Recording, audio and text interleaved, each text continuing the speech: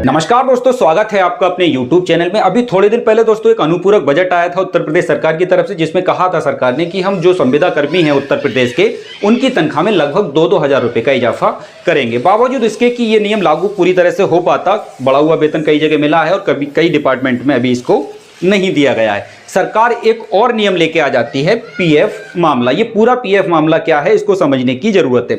अगर आप उत्तर प्रदेश में किसी भी डिपार्टमेंट में संविदा पे नौकरी करते हैं या आपके परिवार में से कोई करता है, तब दोस्तों आपको इसको समझना बहुत जरूरी है और इसके साथ ही साथ इसके खिलाफ आवाज उठाने की भी जरूरत आन पड़ी है। इस पूरे मामले को समझते हैं कि ये है क्या। पीएफ को आप अच्छे से समझते होंगे। अगर आप किसी भी संस्था के लिए काम कर रहे हैं और वहां आपका पीएफ कटता है, तो आप अच्छे से समझते होंगे कि पीएफ क्या होता है, यूएन नंबर क्या होता है, ई पासबुक क्या होती है। इन सबको आप बहुत अच्छे से समझते होंगे। हमारा समझाने का उद्देश्य ये नहीं है कि पीएफ किसे कहते हैं। हमारा उद्देश्य यहाँ समझने का ये है कि ये पीएफ में जो कटौती की जा रही है, ये कितने % की कटौती होती थी और अब कितने % की कटौती एम्प्लॉय की जो सैलरी है उससे की जाएगी। इसको समझने की कोशिश करते हैं दोस्तों अच्छे से। देखिए, किसी व्यक्ति की अगर तनख्वाह 10,000 रुपये है, कोई संविदा कर्मी है जिसकी तनख्वाह कम से कम 10,000 रुपये हम उदाहरण के तौर पे मान के चलते हैं, तो यहां दोस्तों जब उसकी तनख्वाह 10,000 रुपये हुआ करती थी, तो उसके खाते से 12% पैसा डिडक्ट कर लिया जाता था। और ये पैसा जो जमा होता था, वो एक डिपार्टमेंट काम करता है भारत में, ईपीएफओ। ईपीएफओ भारत सरकार के अधीन काम करता है। इसका फुल फॉर्म होता है एम्प्लॉयमेंट प्रोविडेंट फंड ऑर्गेनाइजेशन। कहा जा सकता है कि जो पीएफ कैंडिडेट होते हैं उनका एक बैंक होता है ईपीएफओ। यहां से सारा पैसा कटने के बाद आपका ईपीएफओ में ही जमा किया जाता है, यानी कि आपको एक अकाउंट नंबर दे दिया जाता है जिसका नाम होता है यूएन नंबर। इस पैसे को आप कई तरीके से निकाल सकते हैं, इसके बारे में हम आगे बात करेंगे। पहले इसको समझ लेते हैं। तो 12% पैसा कटता था दोस्तों कर्मचारी का, जो कर्मचारी कार्य करते थे, और 13% जो पैसा काटा जाता था वो सरकार की तरफ से काटा जाता था, क्योंकि संविदा कर्मी जो होते हैं वो उत्तर प्रदेश सरकार के लिए काम करते हैं। तो इनका जो 13% पैसा था वो उत्तर प्रदेश सरकार वहन करती थी, यानी कि टोटल मिला के ये पैसा हो जाता था आपका 25%। तो आपकी सैलरी है दोस्तों 10,000, आपके खाते से काट लिए गए 12%, तो आपको जो इन हैंड सैलरी मिल रही थी वो 8800 रुपये मिल रही थी अभी तक। अभी आपको जो सैलरी मिलने वाली है दोस्तों, अगर 10,000 आपकी तनख्वाह है तो आपको जो सैलरी मिलेगी वो मिलेगी 7,500। ऐसा क्यों? क्योंकि ये जो 13% का शेयर सरकार जमा करती थी, सरकार ने इसको देने से मना कर दिया है। कहा है कि अब 25% का 25% हम कर्मचारी की तनख्वाह से ही काटेंगे, अपनी तरफ से 13% जो हम जमा करते थे वो जमा नहीं करेंगे। अब सरकार इसमें अपना दोहरा हित साधने की कोशिश करेगी। किस तरीके से? एक तो जो 13% की राशि है इसको बचाने की कोशिश कर रही है ना, ये 13%। अब ये मामला जो है वो 1,000-2,000 का नहीं है, मतलब 1,000-2,000 कर्मचारियों के बीच का नहीं है। 12,83,000 जो संविदा कर्मी उत्तर प्रदेश में उत्तर प्रदेश सरकार के लिए काम कर रहे हैं, ये पूरा उनका मामला है। अब आप मिनिमम तनख्वाह 10,000 से भी लगा के देखें कि अरबों रुपए का खेल सरकार इसमें खेलने की कोशिश कर रही है। इतनी बात समझ में आ जाती है। अब दोस्तों यहां पे समझते हैं, ये रोजगार सेवक की जो तनख्वाह थी, वर्तमान में जो तनख्वाह थी वो 6,780 रुपये थी, जिसको बढ़ा के कर दिया है 10,000 रुपये। तो अभी तक इनको पीएफ वगैरह काट के थोड़े से कम पैसे मिल रहे थे। अगर इसमें से 1,200 रुपये निकाल दे तो 56-5500 के आसपास इनको पैसा मिल रहा था। अभी दोस्तों इनकी तनख्वाह हो गई है 10,000। तो 10,000 में से 2,500 रुपये तो आपके 25% पीएफ में कट जाएंगे। ये कटवाना जरूरी होता है, ठीक है।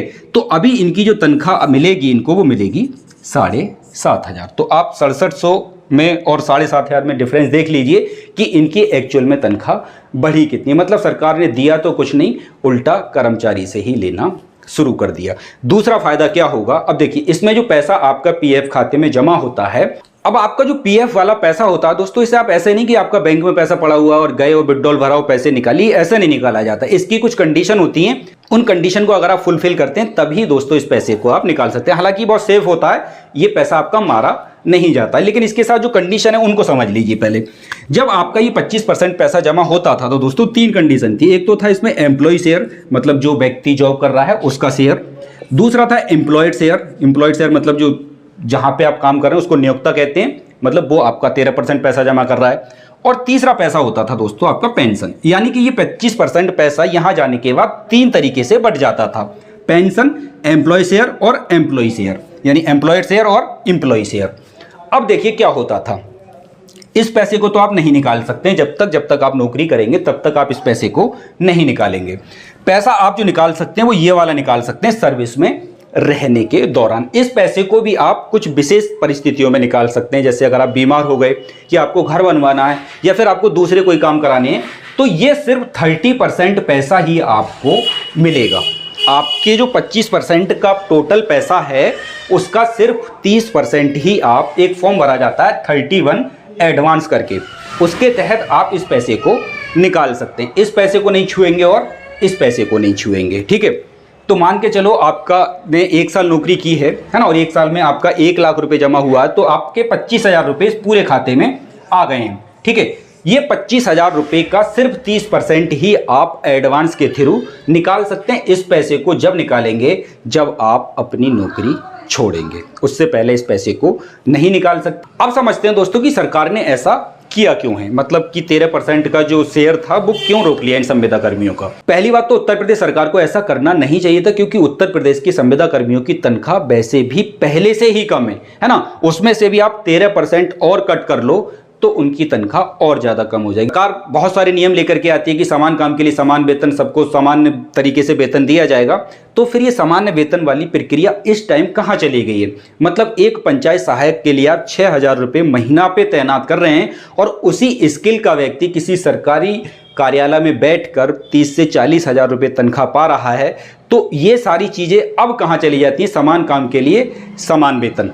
क्यों नहीं इस भाई समान वेतन दिया जा रहा है, वो व्यक्ति भी उतना ही काम करेगा जितना व्यक्ति ये संविदा वाला करता है ना। इसको 10 या 12,000 रुपये क्यों अटका के रखा है, और वो ऐसा कौन सा काम कर रहा है जिसको 40 से 50,000 रुपये तनख्वाह दी जा रही है। उसको आप टीए भी दे रहे हैं, डीए भी दे रहे हैं, और भी सारे अलाउंस दे रहे हैं, महंगाई भत्ता भी दे रहे हैं, और भी सुविधाओं से लैस रख रहे हैं उसको, और इस व्यक्ति की गर्दन पे आप तलवार चला रहे हैं। मतलब जो पीएफ का सहारा जो बुढ़ापे के लिए लोग करते हैं कि पीएफ कटवाएंगे 10-12 साल और बुढ़ापे में जाके पेंशन बन जाएगी हमारी, मतलब प्राइवेट लोगों को भी पेंशन मिलती है, आपको पता होगा पीएफ के माध्यम से। ईपीएफओ में अगर आपने पीएफ कटवाया है 10 साल तो आपकी पेंशन 1200-1500 रुपए जो जब आप रिटायर्ड हो जाते हैं तो मिलती है। यानी कि इन 1200-1300 रुपए में इन व्यक्तियों का कितना भला हो सकता था, सरकार को ये दिखाई नहीं दे रहा। सरकार ने इसलिए काट लिया कि भैया बजट सरकार का वैसे ही कम है ना, इलेक्शन आने वाला है, इलेक्शन में बहुत ज्यादा पैसा कटेगा, तो लाख करोड़ों रुपए इन संविदा कर्मियों के से ही छीन लिए जाएं। ये सीधा सीधा छीना गया। अब आप लोगों को क्या करना है, अगर आप लोग किसी भी संस्था के लिए अपनी सेवाएं दे रहे हैं संविदा के तौर पे, तो दोस्तों इसके लिए आपको आवाज बुलंद करने की जरूरत है। हालांकि यह काम थोड़ा सा रोजगार सेवकों ने कर दिया है ना, तो रोजगार सेवकों का आप साथ दें। आप जिस भी डिपार्टमेंट में हैं एक यूनिटी बना के सरकार पे अपने हिसाब से एक दबाव बनाएं, आंदोलन करें, मतलब जो सही तरीके से आंदोलन है आप उसको करें, और सरकार से इस बात को मनवाने की कोशिश करें कि जो 13% का शेयर आप हमारा रोक रहे हैं इसको ना रोकें, क्योंकि हालत पहले से ही गंभीर है संविदा कर्मी की, उसको और ना दबाया जाए। तो आशा करते हैं दोस्तों आप अच्छे से इस चीज को समझ गए होंगे कि ये किसी एक डिपार्टमेंट के संविदा कर्मी के साथ नहीं है कि सिर्फ रोजगार सेवक हैं। इसमें उत्तर प्रदेश में जितने भी डिपार्टमेंट में संविदा कर्मी काम करते हैं ये उन सभी पे नियम लागू होता है। तो आप अच्छे से दोस्तों इस वीडियो को अपने दोस्तों तक शेयर करें जो दोस्त संविदा के तौर पे काम कर रहे हैं। ये प्राइवेट लोगों पे लागू नहीं होता है, जो प्राइवेट में टाटा या जियो वगैरह में नौकरी कर रहे हैं उनके ऊपर ये नियम लागू नहीं होता है। ये सिर्फ उत्तर प्रदेश के संविदा कर्मियों के ऊपर ही थोपा गया है। आशा करते हैं आप अपने दोस्तों में इस वीडियो को शेयर करेंगे। जानकारी अच्छी लगी तो वीडियो को लाइक करेंगे, चैनल पर नए हैं तो सब्सक्राइब करके हमारे साथ जुड़ सकते हैं। हम मिलेंगे आपसे एक नेक्स्ट वीडियो में एक नेक्स्ट जानकारी के साथ। तब तक के लिए जय हिंद, जय भारत।